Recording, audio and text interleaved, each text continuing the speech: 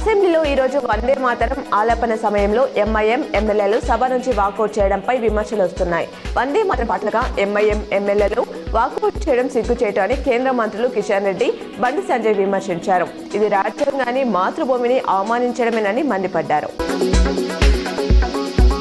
నిజామాబాద్ నగరంలోని సుభాష్ నగర్ లో గల పెన్షనర్స్ భవన్ లో ఉగాది కవి సమ్మేళనం అందరినీ ఆకర్షించింది. ప్రముఖ కవులు హాజరై ఉగాది పండుగ ఆవశ్యకత కవితలు ఆలపించారు.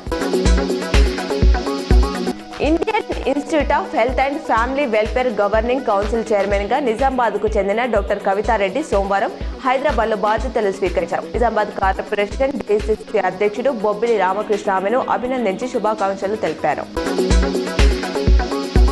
అసెంబ్లీ సమావేశాలకు హాజరయ్యే విషయంలో ఎమ్మెల్యేలు నిర్లక్ష్యం వహించొద్దని సిఎల్పి సమావేశంలో సీఎం రేవంత్ సూచించారు. అనవసర వివాదాల్లో ఇరుక్కోవద్దు, రాజకీయాల్లో వ్యక్తిగత డ్యామేజ్ ఉండొద్దు, అది వ్యవస్థ మొత్తానికి డ్యామేజ్ చేస్తుంది, వ్యవస్థను నిలబెట్టుకుంటేనే రాజకీయాల్లో మనుగడ ఉంటుందన్నారు. తెలంగాణలోని పలు జిల్లాల్లో భారీ వర్షాలు పడుతున్నాయి. మెదక్, సంగారెడ్డి, సిద్దిపేట, కామారెడ్డి, ఆదిలాబాద్ జిల్లాలో అక్కడక్కడ వానలు పడ్డాయి. ఇక కామారెడ్డి, ఆదిలాబాద్ జిల్లాలోనూ పలు గ్రామాల్లో వడగళ్ల వాన కురిసింది. దీంతో ప్రజలు ఉక్కపోత నుంచి ఉపశమనం పొందారు.